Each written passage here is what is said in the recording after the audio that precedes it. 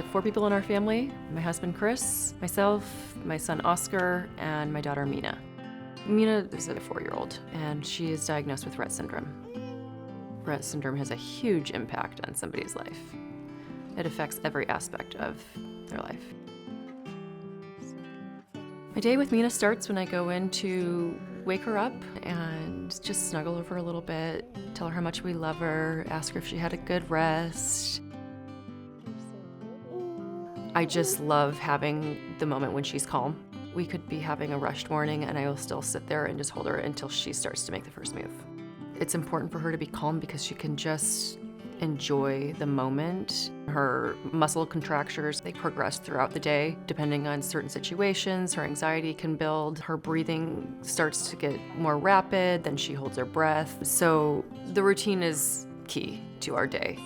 When it's all easygoing to start, she knows what to expect, the day is gonna go a little smoother. All right, it's breakfast time, Minna. We're gonna do some eggs for breakfast for Minna this morning. Give her some extra protein. Minna's diet can be challenging because we are just trying to get calories into her. And we're also looking for things that she can chew and swallow and will tolerate. She does have a good variety of foods in her palate, but we're really focusing on caloric intake. We're trying to mince up or puree the things that Minna needs to be able to swallow. We spend about 30 minutes getting through all of her medications and vitamins and making sure she keeps it all down. Some of her medications have to sit in her for a while before we can feed her. So we have a powder mixture in here that has her Parkinson's medication that helps her kind of stay a little more stable. And then we have a seizure medication and a reflux medication that we do.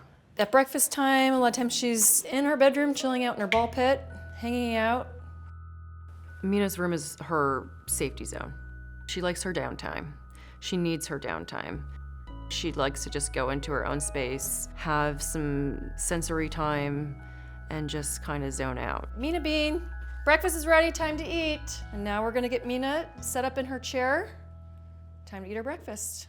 Sometimes meal times can be frustrating. If she's too tired, she doesn't want to chew or cooperate or swallow. Minna's hands can go everywhere when she's eating. We've gotten a little bit better control of her hands with either braces. Now we have a new feeding chair where we can tuck her arms under. I think it also just helps her to control the food a little bit better with her tongue and not having her hand interfere. But also the person feeding her has to be patient, know that it's gonna take a little while to feed her.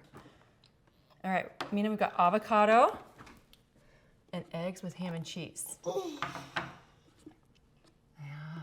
Meal times have gotten a bit easier lately since we've just altered how we're feeding her. We're trying not to make it too much of a therapy session anymore. We're just focusing on getting foods that she likes and making it enjoyable for her. I want to get up one more time, okay? After breakfast, Minna will get ready to start her day. We start with doing some physical therapy, occupational therapy, and speech therapy. Pull yourself up. Randy is Minna's caregiver. She helps our family tremendously. She allows me to be more of just the mom role in the family. Oh, wow! You did that. Well, Minna's hands like to curve in like this, so what I'm trying to do is stretch them out so she can keep her hand usage instead of her hands just constantly being in a folded, bent position. Minna's physical therapy and occupational therapy are very important to maintain the functionality of those muscle movements. Randy has known Minna since she was a baby. Minna loves her to death. She gets to kind of be the jerk that does her stretches and her things that she doesn't like, and then I get to come in and be the loving mom, which is awesome. All right, you ready? You want to do some artwork and work on our colors? This is Minna's communication device, and it is an eye gaze device. When Minna makes eye contact with one of the icons, it speaks it out for her, and when she gets it right, she gets very excited. Minna needs to work with her communication device every day to be able to understand how to express herself to us. Learning the communication device is a challenge. So at first, Minna might not know what an icon is. She might not know what it's going to give her in response. But over time, our reactions and our responses help confirm with her what the meaning is. Can you choose your color?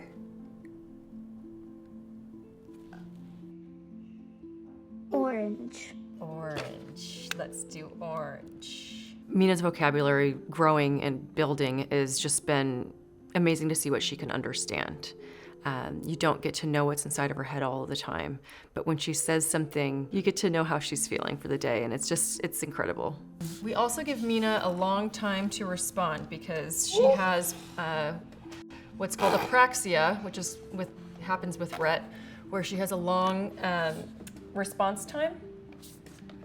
And if we ask her a question like, what's your favorite color? And then we don't give her enough time to respond, and when we ask the question again, it restarts the thought process again in her head. So it's actually just delaying it further. It requires a lot of patience, especially with apraxia and waiting for the responses. So yes, sometimes as a parent, we're done with it. Especially when you have another child coming in and wanting things. Minna's brother Oscar is still trying to figure out what Rett syndrome is completely. He gets really sad that Minna can't speak. Every year on her birthday, he thinks she's gonna wake up and start speaking once she's 3, when she's 4, when she's 5. Why isn't she talking today? When is she gonna tell me that she loves me? He loves her tremendously. He helps her with her therapies. He likes to be involved with her therapies. Rett syndrome has taken a lot away from Oscar. So when Minna was born, she was a perfectly healthy baby. She passed all the tests. We came home, everything was going well. Then we got the Rett diagnosis, and not only was it going to be all kinds of challenges ahead of us, ahead for Minna,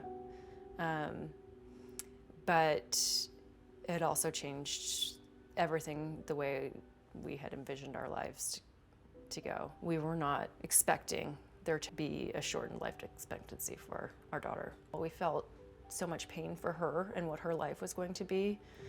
And then our son, that he wasn't going to have the sibling that he thought he was going to have. Moving on to where we are now, we realized that it's going to be an amazing experience for our son. Minna is stronger than any child we know. She deals with all of the challenges so well. She's happy. It's day by day. We don't try to look too far down the road because we don't know what that's going to be, but we're also just trying to shape our path into something that will work for our family. After a long day of school or therapies, Minna loves to get in the pool. She doesn't often get it to just be about her, and this is her activity. She knows that we're taking the time to do something that she loves. Water is extremely calming for Minna. It's an entire sensory experience. She loves immersing her face in the water and just feeling free. When my husband gets home from work and my son gets home from school, they'll jump in the pool too. At the end of the day, once kind of all of the responsibilities are done and we can just relax as a family, that's her favorite time. I think at this age right now, I think Minna feels nothing but love. I love being her mom. I love being a part of her life. I love that she's a part of our lives. In her mind, I think that she is happy to be the person that she is.